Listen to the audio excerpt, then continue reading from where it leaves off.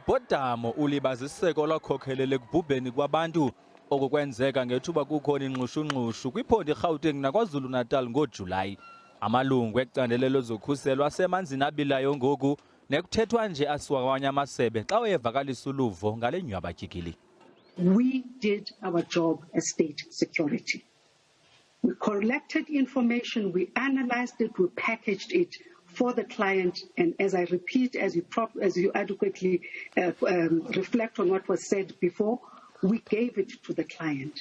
The law enforcement officers have used this intelligence information in responding with speed to the issues on the ground. We did not get the information was the fact that people were going to go into the malls and loot and do all of the things which happened at the malls. Umongameli Cyril Ramaphosa kwacaba makaphume ezingqongolweni acacise ngokuqhubekayo. The instigators want to spread instability in the country, and we don't know what their full and true intentions are. But the democratic state is what our people are defending, as well as their assets.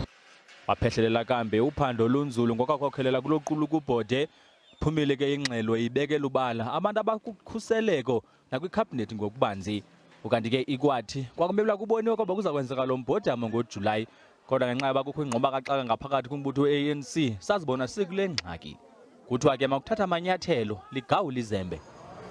It's just a confirmation of what we have said all the time, that the intelligence services of this country and the police are in tatters. The report has reached the correct conclusion that the riots must be squarely blamed at the incompetence of Ramaphosa's government and its security institutions.